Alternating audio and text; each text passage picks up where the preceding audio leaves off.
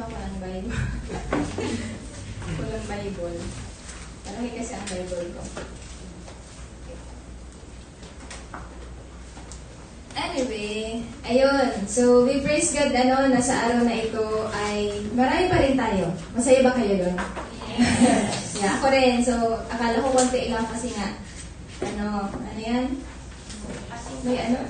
Asynchronous. Na-overpower ang aking boses. Anyway, so yun, tayo ay magpapatuloy sa ating study ngayon, no? Sa ating LDG. Ano nga ang pinaka, topic natin about Jesus in the Old Testament. So, sino na sa inyo ang narito for 2 weeks ba? 2 weeks? Sino ang nandito? 2 weeks. And nakasubaybay ng ating programa. Sino yung unang character na nakita natin, na nagpakita ng picture of Jesus? Or like, si Adam. And yung isa naman ay si Seth. Si Seth. Ayun. So ngayon, magtitingnan tayo na isang character uli, na makikita natin sa kanya, ang larawan ni Jesus. So, I think familiar ang ilan sa inyo or napanood niyo siya sa movie.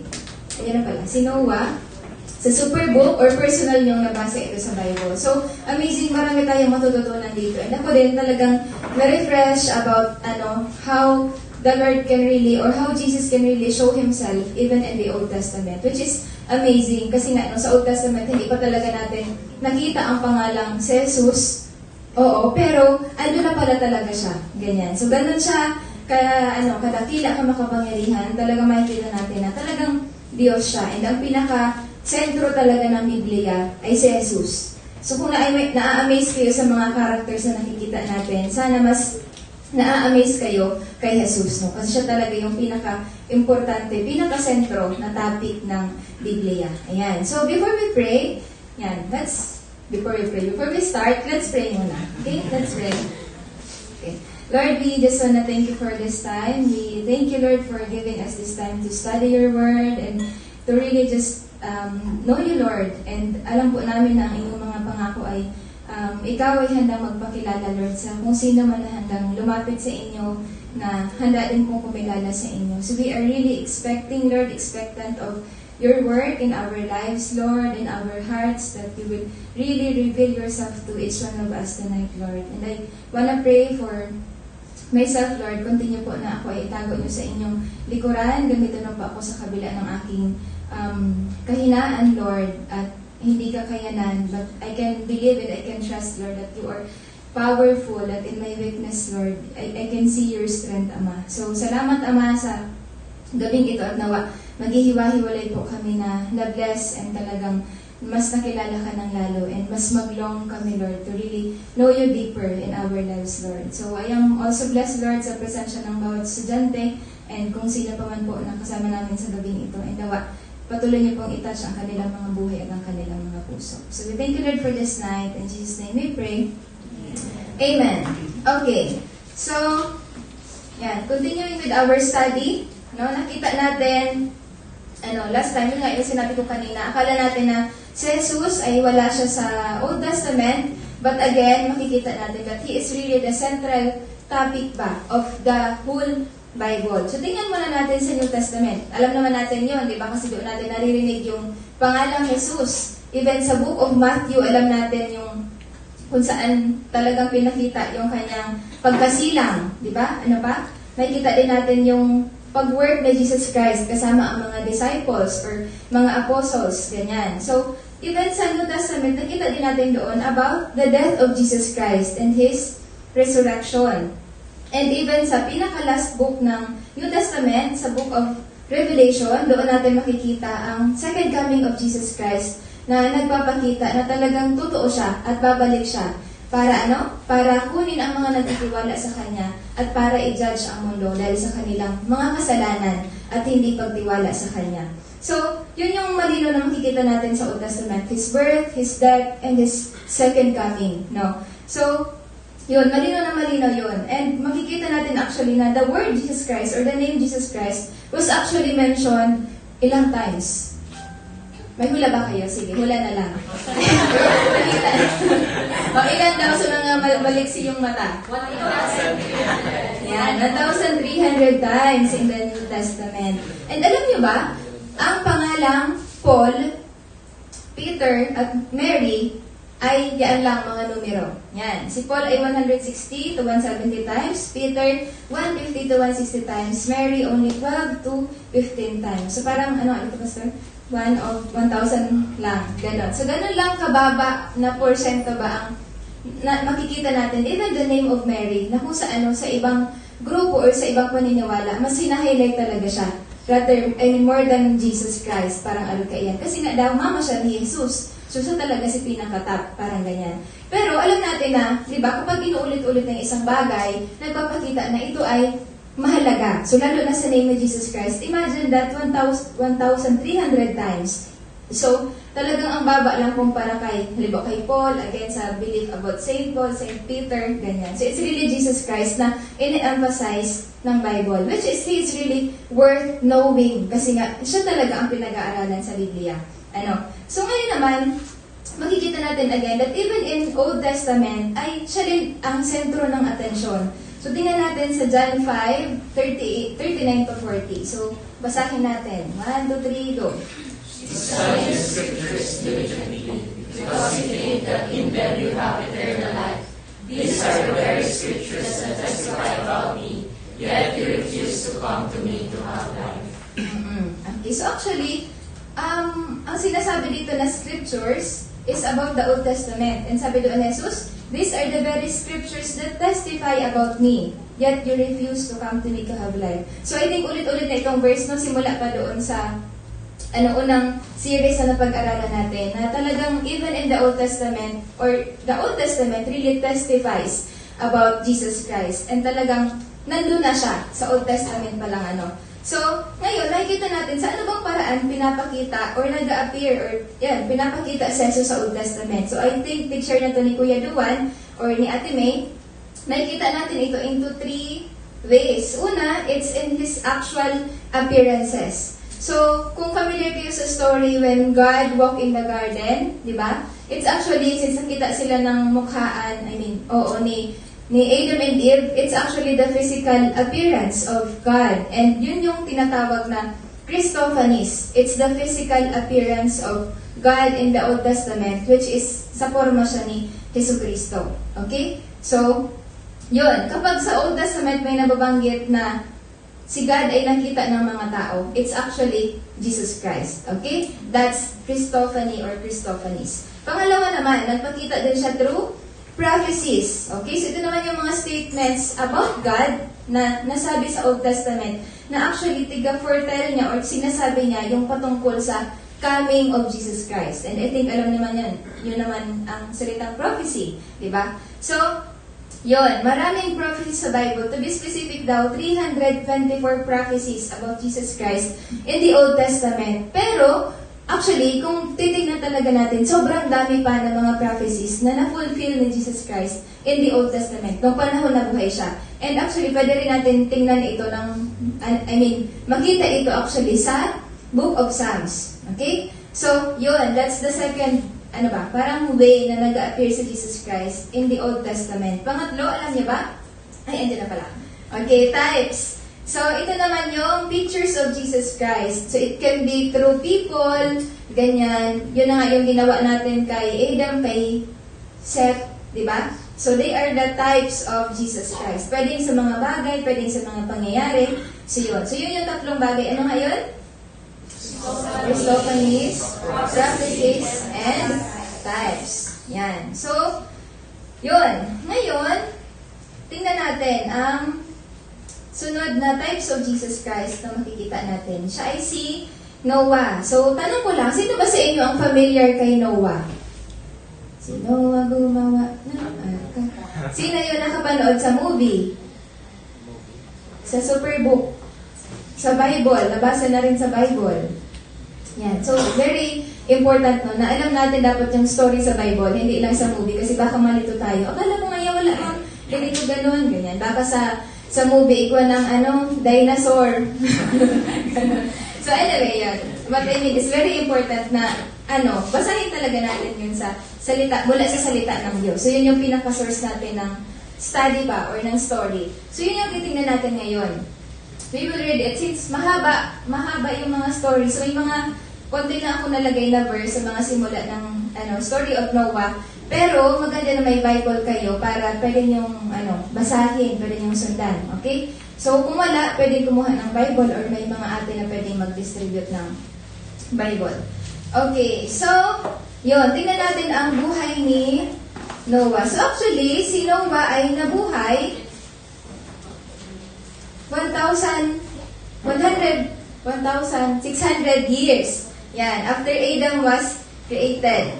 Okay, so alam niyo ba yon? Siya ay nabuhay after 1,600 years ng pagkalikha kay Adan. So alam natin ang nangyari sa buhay ni Adan, na nagsimula siya sa Garden of Eden, kaso sila ay nag-fall into sin, di ba, kasama ang kanyang asawa na si Eva. At anong nangyari? Nanatili ba sila sa Garden of Eden? Hindi, di ba? Pinaalis sila sa kanilang, dahil sa kanilang pag-disobey. At dahil doon, nakita natin na simula sa mga naging anak ni Adan at ni Eva ay ando na ang kasalanan. Okay? So naging, na siya, normal na, yun na nga, nag-away na si Cain at si Abel, di ba? Naalala niyo ba yun?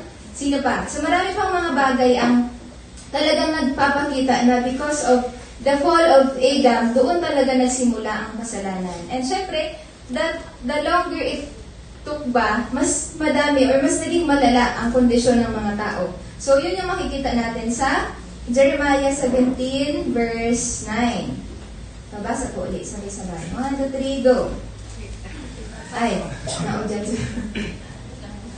Heart is deceitful above all things and beyond cure. Who can understand it? So, yun yung sinasabi, no? It's from the Old Testament, again, the book of Jeremiah. Pero yung sinasabi that the heart is really deceitful. And dahil doon talaga makikita natin kung gaano katalamak or kanormal ang paggawa ng kasalanan sa panahon sa Old Testament. And even now, makikita natin na kapag ang isang tao or isang lugar ay walang Diyos, mas madali or mas, madali natin makita ang presensya ng kasalanan.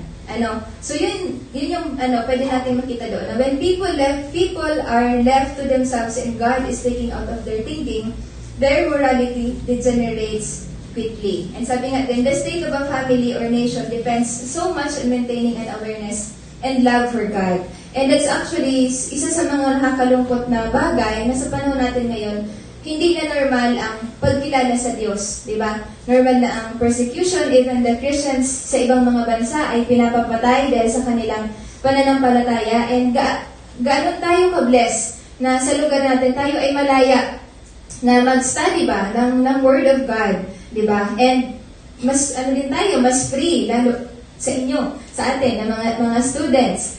Yan. So, kumbaga, makikita natin dito na talagang that's, common sa world na wala na silang, regard of God, wala na silang pagkilala sa Diyos. Kung kaya, mas talagang makikita natin kung gaano nagiging normal ang kasalanan. And so, ayun nga, noong mga panahon na yon, si Adan at yung mga nauna niyang anak ay kilala ang Diyos. Pero ang mga sumunod na mga generations, ay hindi na nila kilala ang Diyos. So actually sa Bible, may dalawa lang na pangalan sa generations from, simula kay Adam at kay Noah na talagang kilala ang Diyos. Sila ay una si Noah at isa ay si Enoch. So kung nabasa nyo na yon, and sabi doon, Enoch, walk faithfully. Tama ba? Enoch walk faithfully with God. And sila lang yung dalawa na na-mention na talagang may pagkilala sa Diyos. And after that, ando na yung kasalanan, yung rebellion, and talagang natural na yung paggawa ng kamalian at hindi pagkilala sa Diyos. So, lalo na kapag mas lalong lumilipas ang mga taon, ang mga araw. Diba, napansin nyo ba yon na kung ikukumpara nyo yung buhay nyo or tanungin nyo siguro ang mga parents nyo, pwede silang magsabi na mas malala ngayon ang sitwasyon. Diba? Or siguro nung simula din na bata pa lang kayo, may napapansin na kayong dati nga hindi man namin yung ginagawa, dati nga hindi man ito normal. Pero ngayon, mas habang tumatagal ang panahon, mas nagiging normal ang pagkakasala. And again, ganun ang kondisyon ng mundo. Kung kaya, makikita natin sa story ni Noah, kailangan talaga siyang husgahan or i-judge ng Diyos dahil nga sa kanilang mga kasalanan. So, ganun siya kabanal na hindi niya kayang i-endure ang sin ng world. Diba? And that is, I think, one thing na pwede din nating tingnan pa sa ating mga buhay na God is really holy and God is not happy with my sin. And hindi din siya, hindi niya din kayang i-endure ang ating mga kasalanan.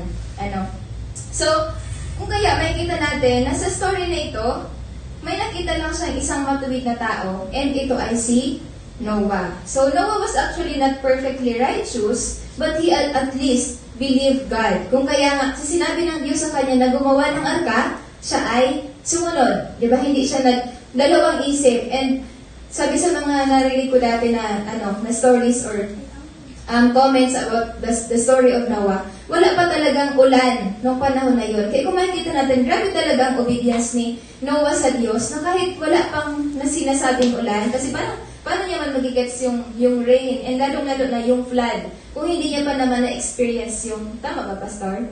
Yung ulan, wala pang ulan ng panahon ni Noah. So, grabe talaga yung faith ni Noah sa Diyos, no? He is not perfectly righteous dahil nga, yung influence niya is ganun kasama. So, possible may mga nagagawa din siyang hindi pleasing sa Lord. But the fact na he believed in God and he obeyed God, that's really one thing. Kung kaya siya ay pinili ng Diyos upang maging kasangkapan sa plano niya to save the world and to judge the world somehow. Okay, so doon na nga, nagsugo siya, inutusan niya si Noah to build an ark to hold his family and every type of animal. Okay, so, yun. Tingnan natin, basahin natin sa Genesis 6:1-4. Meron pa pala akong copy dyan, so pwede dyan nyo na lang po muna basahin. So, pwede po pabasa. When human beings began to increase in number on the earth, and daughters were born to them, the sons of God saw that the daughters of humans were beautiful, and they married any of them they chose. Then the Lord said, My spirit will not contend with humans forever, for they are mortal. Their days will be 120 years. The Nephilim were on the earth in those days, and also afterward, when the sons of God went to the daughters of humans and had children by them. They were the heroes of old, men of renown. Okay. So actually, kung naalala nyo, ito ay nangyari after 1,500 to 600 years simula ng pagkabuhay ni Noah. And again, ilang taon na ang nakalipas, so talagang sobrang sama na ng mundo. So ito yung kondisyon ng mundo. Ano sabi dyan? Nag-increase sila in numbers, may mga ipinanganak muli. And sabi dyan sa verse 2, the sons of God saw the daughters of humans were beautiful, and they married any of them they chose. So, makikita natin dito na sino ba sila? Sons of God? Diba? Sino yung daughters of humans? Ganyan. So, actually, ito ay ang mga tinatawag na Nephilim. Yan. They are the sons of God. So, sino ba itong mga Nephilim? So, may iba't iba doon na opinion, but ang pinaka-accepted is they are actually the fallen angels. Okay? Nephilim are the fallen angels who followed Satan. And sila ay nag-asawa ng mga normal na tao, mga babae, ganyan, at sila ay which lead back na para magkaroon ng half human or half demon na mga tao. Okay? Ang strange, no? Galing niya sa movie ko lang ngayon ito napapanood. So sila yung mga Nephilim, no? Again, half human and half demon dahil sa kanilang relationship with normal na human, which is nagkaroon na sila ng asawa. So mga hybrid sila between humans and demons. So tinatawag sila na sons of God, not because they were righteous, but they were actually spiritual beings from heaven. Kasi nga, mga fallen angels. So kung kaya, yon, they have their spiritual nature. Kung kaya, sense of God, parang baka malito tayo na mga galing ata to sa Diyos, parang ganyan. Bakit ganun yung ginawa nila? So, yun yung kahulugan noon, that they were the fallen angels who followed Satan. So, son of God, dahil may natura sila, may spiritual nature sila, or galing sila mismo, spiritual beings from heaven. So, Yun, dahil doon, di ba alam natin na masama yung mundo ng mga panahon na yun. Pero alam niyo ba na dahil din sa mga Nephilim na ito, since nga talagang half human and half demon sila, mas sila ang nag-cause ba ng grabe pang kasamaan sa mundo. So parang sila ano sa term?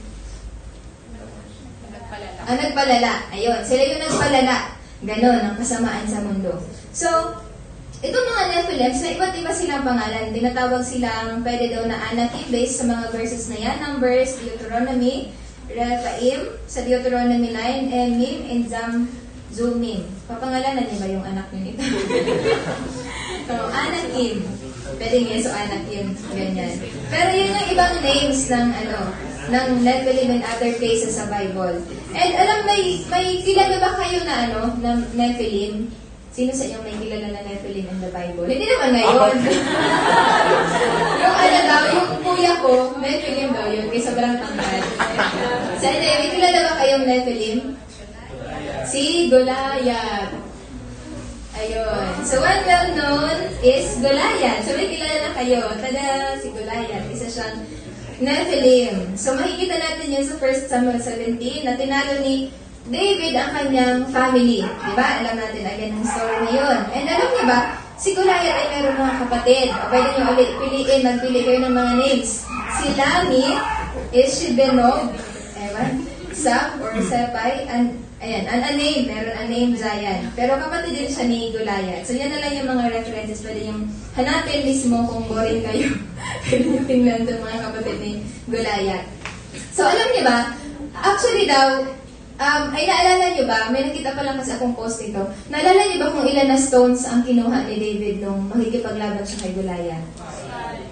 Ha? Yan, 5 stones. And possible daw, bakit 5? May nakita ako sa Facebook na ibang content or context niya. Pero 5, possible, mga iniisip lang, kasi hindi lang si Goliath yung papatay ni David. Kasabay din itong 5 na mga kapatid niya. Make sense ba? So, possible.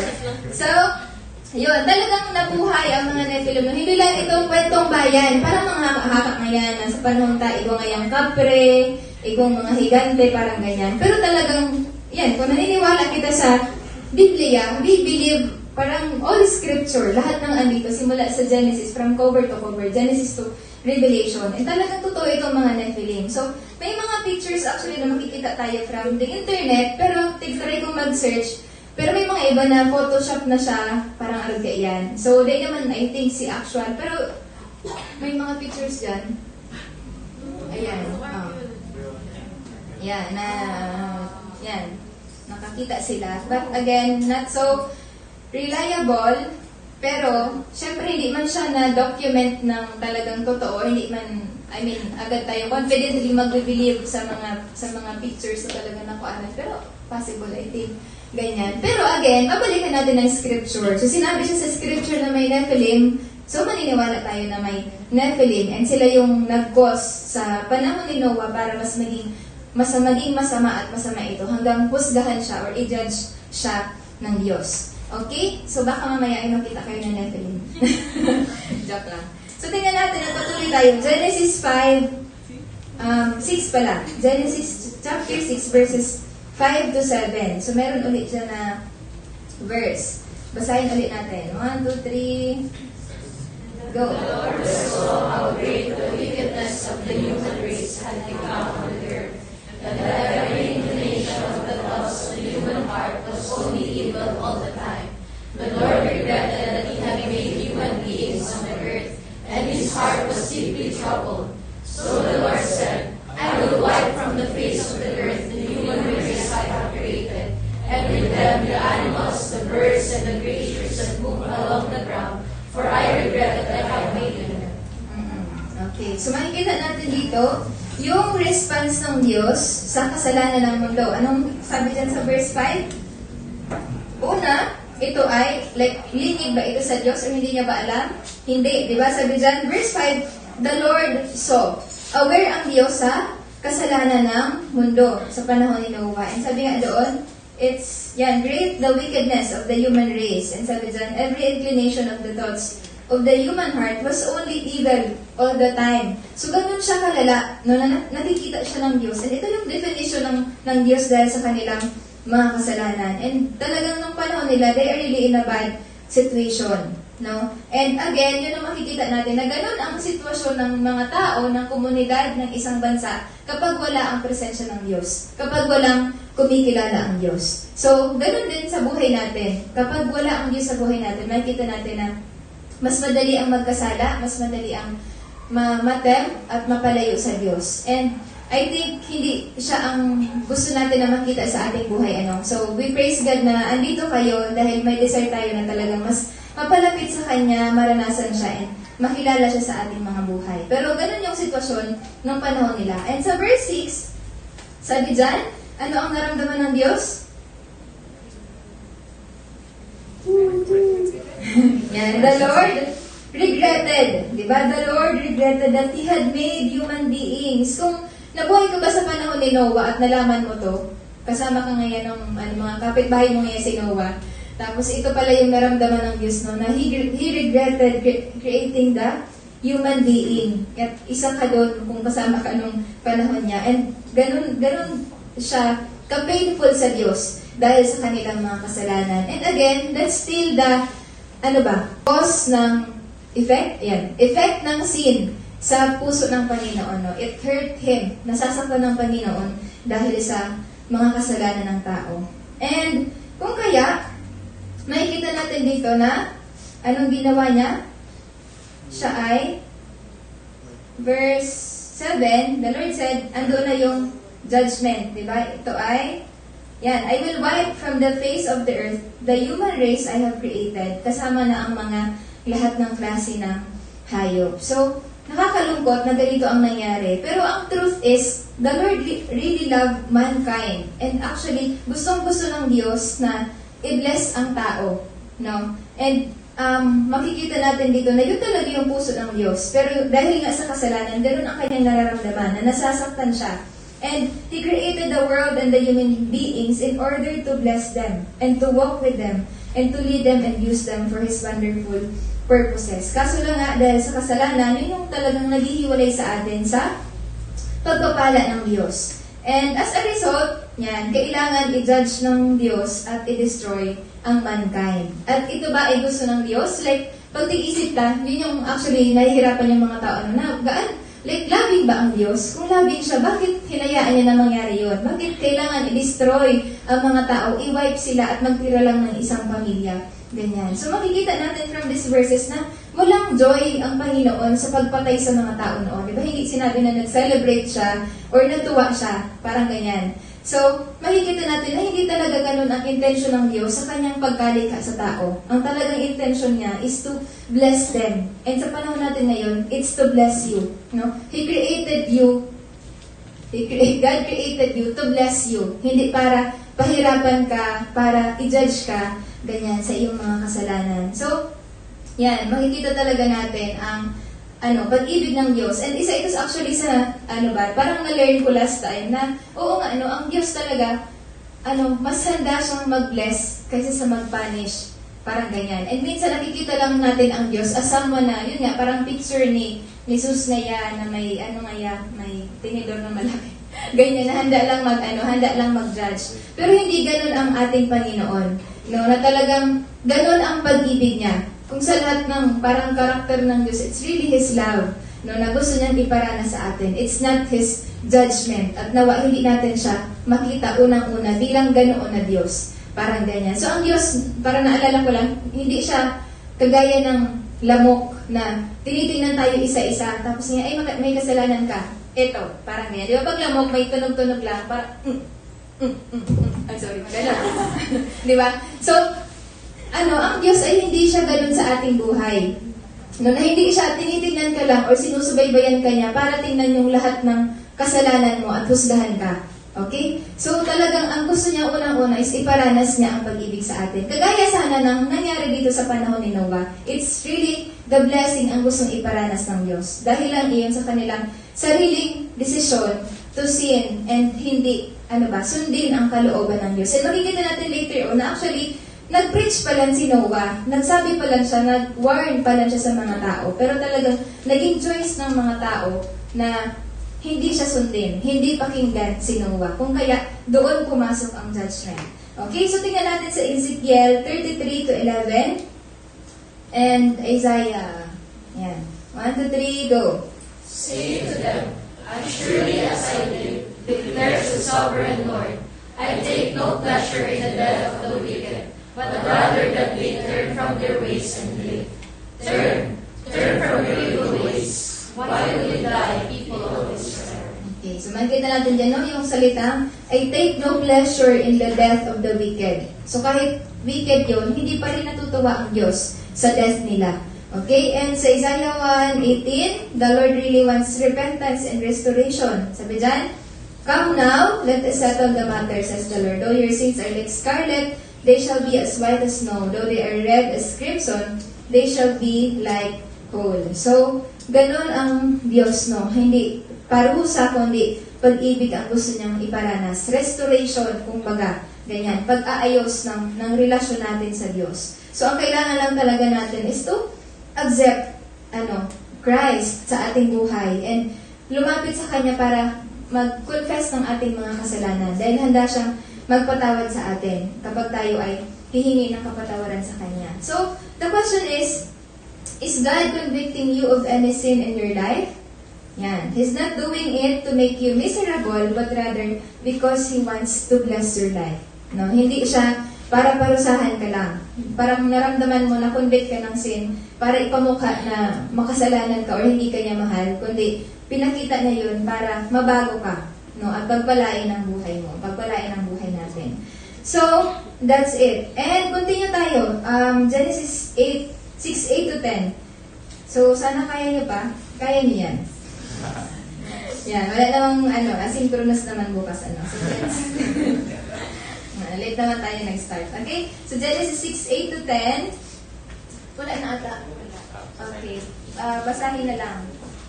Noah found favor in the eyes of the Lord. This is the account of Noah and his family. Noah was a righteous man, blameless among the people of his time, and he walked faithfully with God. Noah had 3 sons, Shem, Ham, and Japheth. So, ito na yung introduction about Noah. Ano yung mga nakita niyo sa kanya na mga magagandang character? Righteous, blameless among the people of his time, and he walked faithfully with God. Yan. So, amazing. No, tatlo lang, pero talagang makikita natin na ganun ang love, ganun ka-strong, ka-steady ang relationship ni Noah sa Diyos, na ginamit ang salitang blameless, ano pa nga? Faithful, righteous. And naikumpara pa siya sa lahat, di ba? Na walang katulad niya. Parang ganun yung punto doon. So, dito na natin makikita na ang picture of Jesus Christ or a type of Jesus Christ. Yan. And kung titingnan natin sa mga susunod na verses, Roma 3:23, sabi dyan, for all have sinned and fall short of the glory of God. And sa Romans 3:10 to 12, as it is written, pwede kayo sumabay, there is no one righteous, not even one. There is no one who understands. No one who seeks God. All have turned away, and they have together become worthless. There is no one who does good, not even one. So, ano makikita natin dito? Anong pinapunto niya? May kasalanan ba ang ilan or ang lahat? Yan. At ano mas sinasabi pa sa Romans 3:10? There is no one righteous. Diba? Not even one. There is no one who understands. No one who seeks God. Ganyan. So, ganun kalala ang kondisyon or sitwasyon ng mga tao, ng kanilang mga puso. And may mga great men in the world, di ba? Mga ina-admire sila ng mga tao, mga artista, politician, mga leader, ganyan. But again, makikita natin na sila ay, may mga hindi mabuting bagay sa kanilang mga buhay. So talagang ganun ang mundo. Kahit gaano sila tinitingnan or tinataas ng world, but they are also, imperfect. And they can be full of sin. Ganyan. So ganun ang sitwasyon ng mundo. And ngayon, makikita natin na ito actually ay nagpupunto, katulad ni Noah, sa lahat ng mga tao sa panahon niya, siya lang ang nag-iisang righteous. Ito ay tutungo tayo sa talagang picture na si Jesus din ay ganon sa panahon niya. Makikita natin na Jesus was also blameless and he really walked faithfully with God nung siya ay andito pa sa lupa. No? And siya lang talaga ang nag-iisang righteous before God. So, tingnan natin ito. Ano ba ang sinasabi ng Bible about the righteousness of Jesus Christ? 1 Timothy 2:22. 1 Peter 2:22. He committed no sin, and no deceit was found in his mouth. Yan. So, malinaw na sinasabi no, he committed no sin. Kung kaya hindi niya deserve, parang kung iniisip natin, hindi niya deserve mapako sa cross kasi wala man siyang kasalanan. And sa Hebrews 4:15 naman, sabi dyan, For we do not have a high priest who is unable to empathize with our weaknesses, But we have one who has been tempted in every way, just as we are, yet he did not sin. Okay, pertaining to Jesus Christ. So, he was tempted in every way, pero ano daw? He did not sin. Righteous or unrighteous? Righteous, diba? Kasi he did not sin. Hindi kagaya natin na not attempt but we sin. So, iba si Jesus. Siya lang ang nag-iisang righteous, sinless na tao. Okay? So, kung kaya makikita natin that Noah was really a picture of Jesus Christ. Ang isang taong natatangi na walang kasalanan. And yun, he is a type of Jesus Christ. Okay? So, magpatuloy tayo. Verses 10 to 22. Amazing Si Noah, normal na tao, pero parang pinili ng Diyos para maging niya, picture, diba? And what a privilege. And ngayon wala na. Pero sana, through our lives, ang mga tao din ay nakikita talaga si Jesus sa ating buhay. That they are, blessed and encouraged sa ating buhay to also seek God. So, continue. Verses 10 to 22. Noah had three sons, Shem, Ham, and Japheth.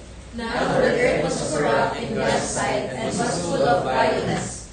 God saw how corrupt the earth had become, for all the people on earth had corrupted their ways. So God said to Noah, I am going to put an end to all people, for the earth is filled with violence because of them. I am surely going to destroy both them and the earth. So make yourself an ark of silver stone. Make ropes in it and coat it with pitch inside and out. This is how you are to build it. The ark is to be 300 cubits long, 50 cubits wide, and 30 cubits high. Make a roof for it, living below the roof and opening 1 cubit high. Put a door beside the ark, and make lower, middle, and upper decks. I am going to bring flood waters on the earth to destroy all life under the heavens. Every creature that has the breath of life in it, everything on earth will perish. But I will establish my covenant with you, and you will enter the ark, you and your sons and your wife and your sons and wives with you. You are to bring into the ark 2 of all living creatures, male and female, to keep them alive with you. 2 of every kind of birds, every kind of animal, and every kind of creature that moves along the ground will come to you to be kept alive. You are to take every kind of food that is to be eaten and store it away as food for you and for them. Noah did everything just as God commanded him. So, yun, doon nagsimula ang plano ng Diyos to judge the sin of the world through the life of Noah. Ano nga yung mga plans niya? Sa mga tao lang ba? Hindi. Kundi, anong involved doon? It's all the animals, di ba?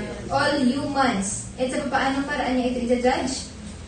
Through water, di ba? Or flood. And talagang walang natira doon. It's the whole entire world ba ang na-flood or talagang nasakop, natamaan ng nakaranas ng parusa ng Diyos, ng judgment. So amazing, when God judge pala, walang imposible sa Kanya.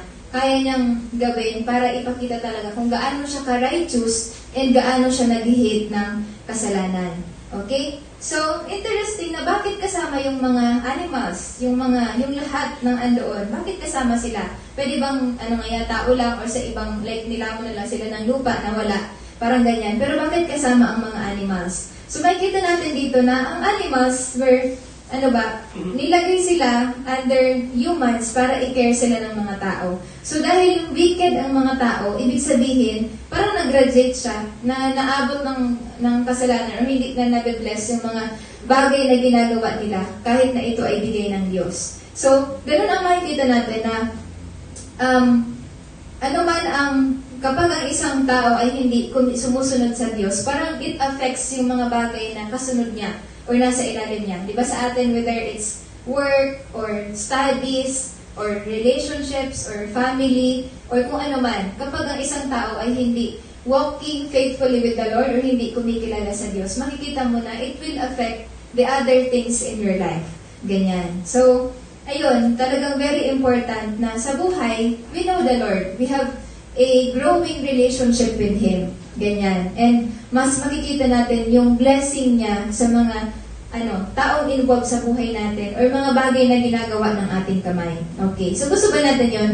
Do we want to see, for God to see na binibless na yung works ng ating mga kamay? Ganyan. So it is rooted sa ating paglago sa ating relationship sa Panginoon. So, yun. Tingnan natin about sa family of Noah. Diba? Nabanggit ba doon na, ano ba yung description sa mga anak niya? Sa verse 10, may description ba? Wala, diba? Sabi lang, Noah had 3 sons, Shem, Ham, at Japheth. So nakita natin dito na possible, kasi kung I think something na, honoring sa Lord ng isang bagay, ino-honor niya din yung mga tao. So dapat binanggit din sana na ito rin ang mga anak ni Noah ay righteous. Pero, sad to say, hindi. No? So, wala sinabi, just their names. Ganon. Walang ibang description na mabuti. Ganyan. And possible, mga na-influence sila ng majority sa panahon nila. No? Ganon, masama din sila. So, kasi nga walang description that they are also righteous.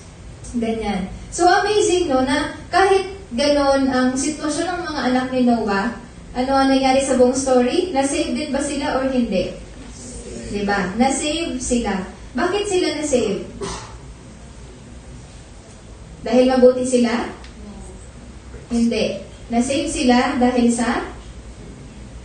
What do you think? Relationship. Diba? Their relationship with their father, Noah. Kaya sila naligtas. Amazing. And again, it's a picture of Jesus Christ or ng kaligtasan, okay, ng sistema ng Diyos para iligtas ang mundo. Na ganun din sa atin, na hindi lang yung mga anak ni Noah ang naligtas sa flood, but actually pwede din iyon sa atin. Pwede tayong maligtas hindi dahil mabuti tayo, hindi dahil righteous or religious or ginagawa ang mga bagay na ito dahil mabuting tao, kundi pwede tayong maligtas dahil sa relationship din na meron tayo sa Diyos sa pamamagitan ni Jesus Christ. Okay? Dahil siya lang ang binigay or binigay na daan para tayo ay makalapit sa Ama. So, tingnan natin sa mga verses. 1 John 5:11-12. This is the testimony. God has given us eternal life, and this life is in His Son. Whoever has the Son has life. Whoever does not have the Son of God does not have life. And John 1:11-12. He came into that which was His own, but His own did not receive Him. Yet to all who did receive Him, to those who believe in His name, He gave the right to become children of God. Okay, so makikita natin dito na talagang doon sa buhay ni Noah, si Noah lang dapat yung ligtas. Di ba? Hindi kasama yung mga anak niya. And in the same way, ganun din dapat si Jesus. Dahil naging perfect, 100% man siya, siya lang dapat ang ligtas. No? Pero makikita natin dito na pwede palang maligtas. Katulad sa mga anak ni Noah, sila inaligtas dahil sa relationship with Noah. And again, ganun din sa atin. We can be saved through the relationship din na meron tayo sa pamamagitan ng Jesus. And malinaw na sinasabi dito sa mga verses na meron tayong eternal life kapag tayo ay merong Son, di ba? God has given us eternal life, and this life is in His Son. Whoever is the Son has life. And kabaligtaran, whoever doesn't have the Son of God does not have life. So if you want to be saved, to be assured of your salvation, that one day, after your life here on earth, pwede kang makapunta sa presensya ng Diyos. It's again, through Jesus Christ. Okay? Hindi dahil relihiyoso ang magulang natin or tayo mismo, araw-araw tayong present sa simbahan, kundi it's through Jesus Christ. And mas magiging malinaw yun mamaya. May mga verses na makikita tayo na malinaw, like yung Acts 4:12, salvation is found in no one else, for there is no other name under heaven given to mankind by which we must be saved. There is no other name. No, hindi siya name ng relihiyon mo, like anong grupo ka, hindi siya name ng family mo, ganyan, hindi siya sarili mong pangalan, kundi dahil talaga siya sa pangalan ng Jesus na pwede tayong maligtas at maging sigurado ng buhay na walang hanggan. And ang amazing, kasi ang Diyos, ganun, di ba? Binigay niya yung boat kila Noah, hindi para magduda sila. Di ba? Kasi may promise, doon sa mga binasa natin na verse, may promise na may patutunguhan, na maliligtas sila. Again, ganun din sa buhay natin. Ang Diyos, binigay niya sa Jesus, hindi para magduda tayo ng kaligtasan. Like, ano kaya mangyayari sa buhay ko kapag namatay ako? No, that's duda. Pero binigay niya sa Jesus para mabigyan tayo ng kasiguraduhan na hindi mo siya kailangang isipin, na hindi mo siya kailangang, magdala ng takot sa'yo na anong mangyayari sa akin after ko mamatay. Ganyan. So, ganun kabuti ang Diyos. No? He is the God that is full of assurance and He wants to give you that assurance. No, hindi siya yung pabago-bago or hindi sigurado. So sigurado ang Diyos sa kanyang binigay na paraan para sa ikaliligtas natin. Again, anong paraan? Sinong daan? Diba? Si Jesus. Yan. And if you really want ayun, and the RMC. Yan. Ito rin sinasabi sa Revelations 3:20. Okay, here I am, I stand at the door and knock. If anyone hears my voice and opens the door, I will come in and eat with that person and they with me. So ganun ang gusto ng Diyos, na tayo ay pumasok, parang ganyan, tayo ay magtiwala sa Kanya. Katulad ng ginawa ni Noah, after niya mag-build nung arko, hindi siya nagduda nung day na napapasok siya. Diba talaga ba, Lord? Or baka konti-konti lang itong mga tubig na pumapatak, parang ganyan. Maging yung anak niya rin, di ba? Hindi din sila, parang unrighteous, somehow, hindi sila din nagduda, talagang pumasok sila sa arko, sa barko, parang ganyan.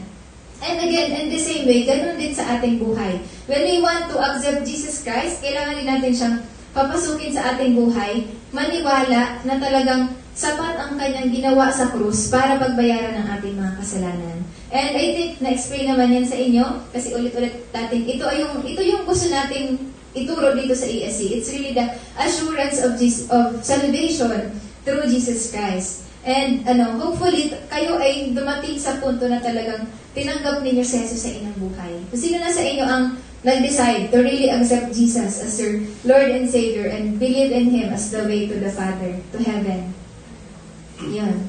So, we praise God, na it's really by His grace, and ngayon, kaya natin sabihin na we have this eternal life, not because we are righteous, but because of what Jesus did on us, for us on the cross. Okay? So, ngayon, again, the system, His system is, for salvation, is to build an ark in which the animals and Noah's family could be saved. And maraming mga detalye na sinabi, di ba?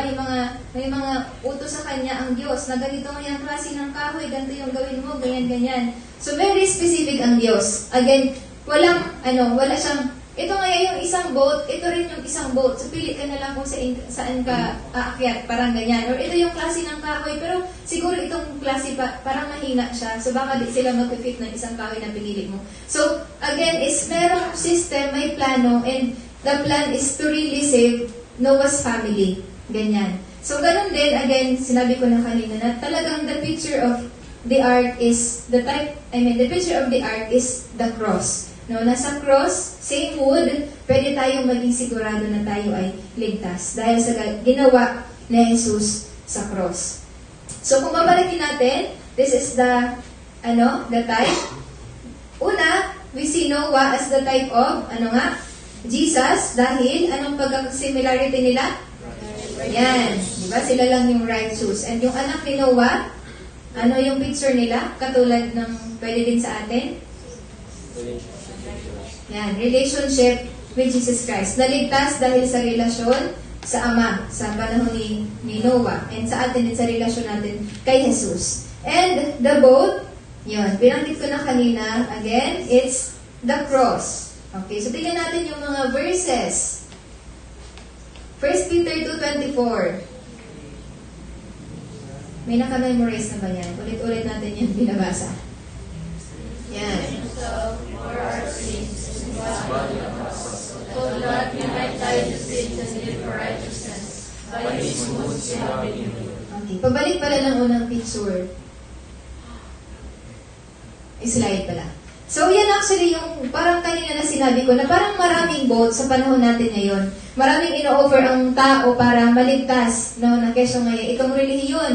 Saan ka bang relihiyon? Dito or dito? Ganyan. Or may mga sarili tayong nalaman ng mga principle sa parang kanunuan or mga lola-lola na parang maging makaduman ka sa heaven, kailangan mong gumawa ng mabuti, kailangan mong mag-pray ng ganito. So, makikita natin na hindi yan ang boat na binigay ni Jesus Christ. It's man-made boat lang.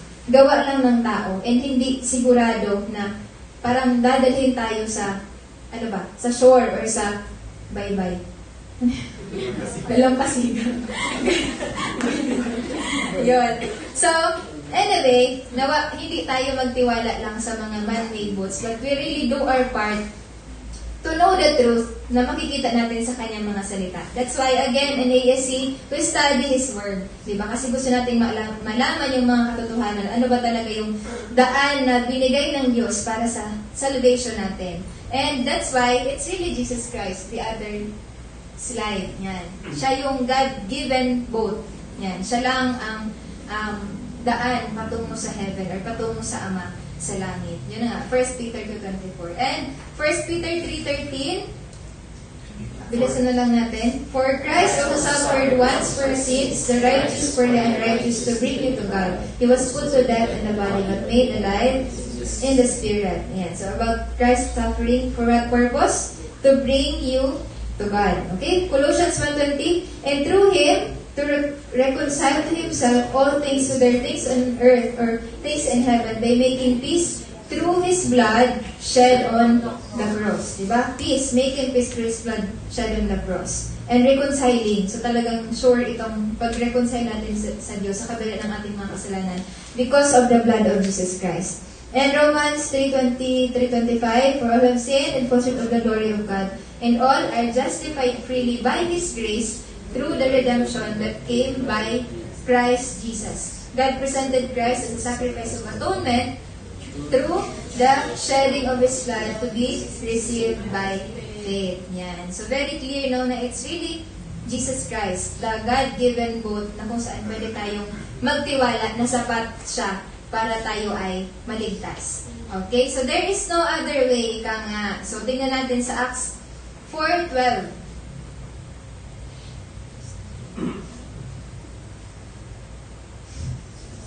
Salvation is found in no one else, for there is no other name under heaven given to mankind that we must be saved. John 14:6. Jesus answered, I am the way and the truth and the life. No one comes to the Father except through me. Okay, so yan pala no, yung dalawang verses, very clear, no, na salvation is really found in no one else. So, hindi nawa natin i-anchor ang ating kaligtasan sa ibang tao, sa kung sino man na santo, no? Hindi kay Mary, hindi kay Paul, Peter, or kung sino man na saint dito sa mundo, kundi talagang kay Jesus lamang. Excuse me. And John 14:6, again, yan, sana memorize na itong verse na ito kasi ilang ulit na natin siyang binabasa, no? I am the way and the truth and the life. No one comes to the Father except through me. Yan. Sinabi ni Jesus. Siya lang ang daan, walang iba. Hindi niya sinabi one of the way, but He is the way, the truth, and the life. Yan. And anong kailangan nating gawin para maligtas? John 3:16.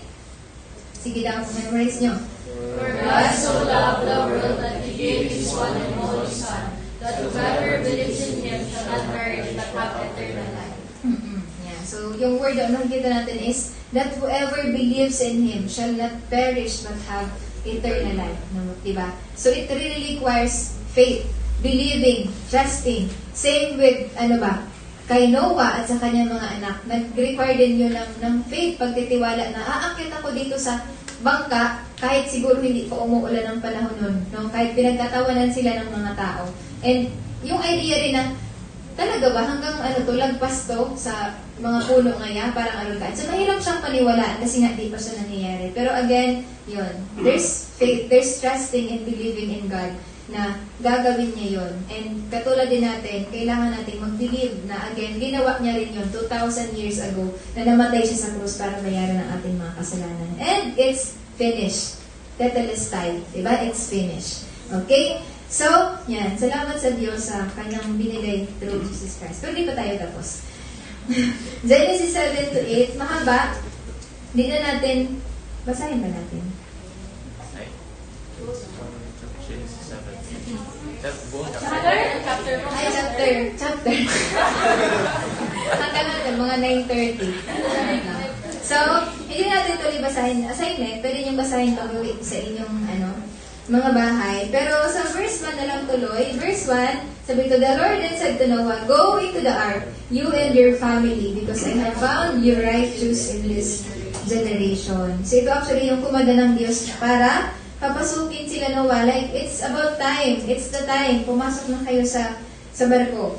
So actually ito ay a foreshadowing ba of God's command by the Father at the time He was to die para kay Jesus. And it is an invitation to us to join Jesus and enter into faith in Him. So may verse dyan, Acts 16, 13. Sabi dyan, believe in the Lord Jesus Christ, you will be saved, you and your households. May kita natin dito that again, it requires faith, no? And it is for everyone who will believe. For everyone who will enter the ark. For everyone na magpapa-enter sa ating baliktad, magpapa-enter kay Jesus Christ sa ating mga buhay. Yun. And, yun. Tingnan din natin sa Genesis 7:17 to 20. Mga konti-konti na lang. For 40 days the flood kept coming on the earth, and the waters increased, they lifted the ark high above the earth. The water rose and increased greatly on the earth, and the ark floated on the surface of the water. They rose greatly on the earth, and all the high mountains under the entire heavens were covered. The waters rose and covered the mountains to a depth of more than 80 cubits. Okay na. So makikita natin dito no, na it's the flood na nagko-cover sa earth. Pero makikita natin na yung boat nila Noah, anong nangyari? Nalubog ba? Hindi. Ito ay umibabaw, nagpalutang. It rose, diba? And mas above siya sa tubig na nagsisimbolo ng judgment ng Diyos. So, yun din yung makikita natin na it's a picture of how Christ, when we enter in a relationship with Him, through the cross, it lifts us up out of judgment of death, and He gives us the assurance of eternal life. No, na hindi tayo nasakop ng ng judgment, or hindi tayo so parang ganyan, na cover ng sin, kundi tayo ay naitaas, no, na natalo natin ang kasalanan, natalo natin ang death, not because again of us, but because of Jesus Christ, no?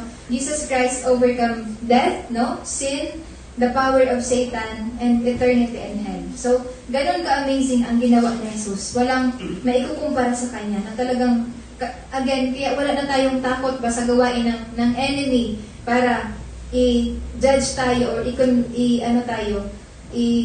tawag doon? Wala sa word. Pero yun, parang Jesus really overcame the work of the enemy. And the last part, tapos na tayo, Genesis chapter 8, verse 13.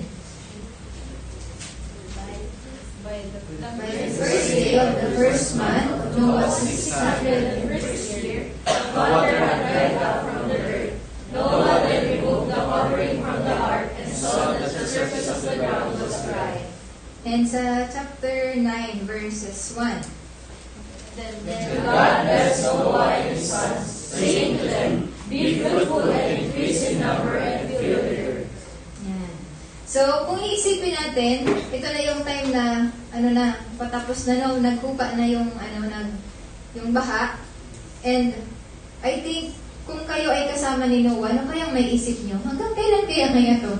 Hanggang kailan kaya yung ulan, yung baha, ang baho na sa ark? Kasi maraming hayop, ganyan, katabi mo na matulog yung aso, yung baboy, ganon. So, pero may kita natin na the Lord is true to His promises, no? Niligtas niya ang pamilya ni Noah, ganyan. And makikita natin na it's really a picture of new life, di ba? Na parang reset, nag-start uli, pagsisimula ulit ng buhay ni Noah. Wala na yung kasalanan, di ba? Kasi wipe na ng Diyos through the flood, ganyan. So it's a picture again of new life na nangyari sa pamilya ni Noah. And again, ganoon din sa atin, the time na tinanggap natin si Jesus sa ating buhay, ganyan, it's, after that is also a picture or a new life mismo. Ganyan, may bago na tayong buhay. Kung alam niyo yung verse 2 Corinthians 5:17, yun? Therefore, I am now the new creation has come. The old is gone, the new is here. So we become a new creation. Wala na yung dating buhay. Hindi na tayo namumuhay sa dati na hindi pa natin kilala si Kristo. So bago lang nilalang. Dahil kanino? Kay Kristo. And doon din papasok ang salitang born again. Na tayo ay pinanganak muli sa Espiritu. Hindi sa laman. Again, born again is not a religion. It's what happened when you received Christ, na ikaw ay naging bagong nilalang dahil sa Kanya, ipinanganak na muli sa Espiritu. So, a new life. So, ngayon na tinanggap mo na si Kristo, tinanggap na natin si Kristo sa ating buhay, mamuhay tayo na bagong buhay, hindi yung dati, no? A life sana na nagpapakita ng karakter na Jesus. Ang pag-ibig, ayan, kapayapaan, kabutihan, like the fruit of the Spirit. Ganyan. And actually, this symbolizes then, it's a representation of baptism. So, meron ditong verse, 2 Peter 3:20-21, last verse. God waited patiently in the days of Noah while the ark was being built. In it only a few people, 8 in all, were saved through water. And this water symbolizes baptism, that now saves you also. Not the removal of dirt from a body, but the pledge of a dirty conscience towards God. Okay, so sabi niya, diba, this water symbolizes baptism that now saves you also. Yan. So, it's again a representation of baptism. Again, baptism ay hindi nagligtas sa atin, but it's rather our new heart na nagsimula or nagkaroon tayo dahil sa ating pagtanggap kay Jesus sa ating buhay. At ngayon ay nag-enter tayo into the assurance of having, eternal life, that we are saved because of His death on the cross, no? And talagang pinapakita na tayo ay nabago. Yan, meron tayong new start, ganyan, dahil sa ating pagtitiwala kay Jesus. Nalinis tayo sa ating mga kasalanan, at tayo ay hindi na namumuhay doon, kundi sa bagong buhay na meron tayo kasama si Kristo. Okay? So, kung babalikan natin yung mga typology, sino ba anong type siya? I mean, ano nire-represent niya? Si Jesus Christ, diba? Who is alone the righteous one. And ang mga anak ni Jesus? Yan. Mga anak ni Jesus. Anak ni Noah, dahil yung mga anak ni Jesus. Yan. Anak ni Noah, dahil sa relasyon, nagpapakita na naligtas sila dahil sa kanilang relasyon kay Noah. And ganun din sa atin, na tayo ay pwedeng maligtas dahil din sa relationship natin with Jesus Christ. And the last part, the boat, ano nire-represent niya? The ark? Yeah, it's the cross. Diba? It's the cross na kung saan si Jesus ay nagdanas ng hirap. And hindi dahil siya ay ang may utang or may pagkakasala, but because it's about your sin. Diba? He bore it on the cross. And dahil doon, ito ay tinapos niya. Again, it is finished. Tayo ay sure ngayon na tayo ay ligtas dahil kay Jesucristo. So, the question is, ayun, tayo ba ay talagang nag-decide again sa mga hindi pa sigurado, hindi pa nag-decide to open their hearts to Jesus Christ, maybe this is the time, no? And you can do it just by telling God, just by telling Jesus Christ, na Lord, patawad sa aking mga kasalanan. Alam ko ako ay nagkamali and alam kong this sin really separates me from you. And what I want now, and dahil sa nalaman ko na ikaw pala ang daan sa kaligtasan. So I want you to come into my life, be my Lord and Savior, and give me the assurance of eternal life. Ganyan. And kapag the moment na ginawa natin iyon, andoon yung promise ng Diyos na katulad sa sinabi sa Revelations 3:20 na kapag papasok siya, di ba, He is knocking at the door of our hearts. And if we open our hearts to Him, anong gagawin? He will come in and eat with that person na nagpapakita ng relationship with us. So, yun lang. Very simple. Walang ibang ritual or gawain just by telling Christ that you want Him in your life. Diba? And ganun din, doon nagsisimula ang relasyon talaga. The moment that, you accept Christ and siya ay papasok sa ating buhay. So, yun. Nawa din, kung ark, it's a picture of ark, nawa hindi tayo hindi tayo out, kundi in. In or out. Diba? So, yun. Ang nangyari pala sa buhay sa family ni Noah, ang boat, ang ari po ay naglapag, aeroplano, nagdaong, kasi nga ba, nagundog, Ararat, hindi na sabi ni Pastor mo. Ararat. Okay. So, again, yan, talagang makikita yung faithfulness ng Diyos sa kanyang pamilya. So, dagdag ko lang, ganoon din sa ating buhay, no? We can be assured of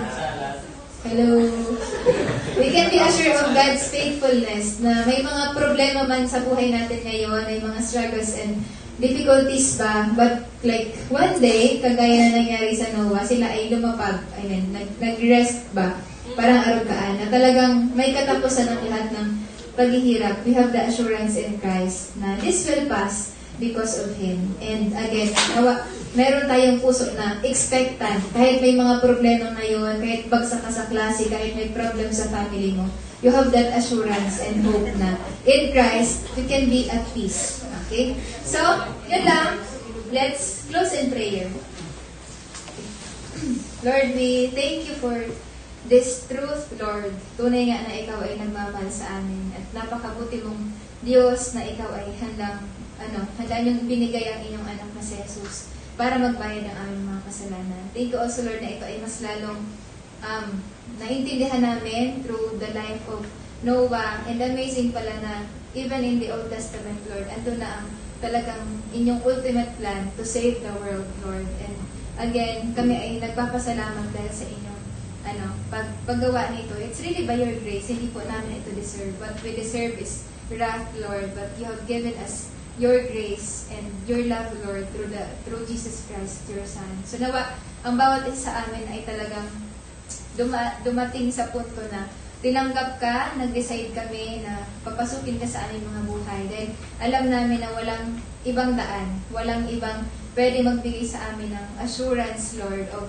a good life, an eternal life, Lord, after this physical life na meron po kami. So, yun po, Panginoon, ikaw ang tumulong sa amin na talagang i-open ang aming mga hearts, and kung andito ka naman sa buhay ng bawat isa sa amin, I pray that may you help us to desire, Lord, to know you more, to long for you more, to want you more in our lives, Lord. And ikaw lamang, makita namin ang aming mga sarili na ikaw lang ang ninanais, ikaw lang ang hinahangad sa aming buhay. That you are our one thing, Lord, in our lives, at wala pong iba, Panginoon. So, salamat, Ama, and nagkaroon po kami ng hope, ng pag-asa sa inyo sa gabing ito, na may mga, I think, mga iniisip man or ina-overthink ang iba sa amin, Panginoon, but sa pamamagitan po ng inyong mga salita, nawa ito ay nagbigay sa amin ng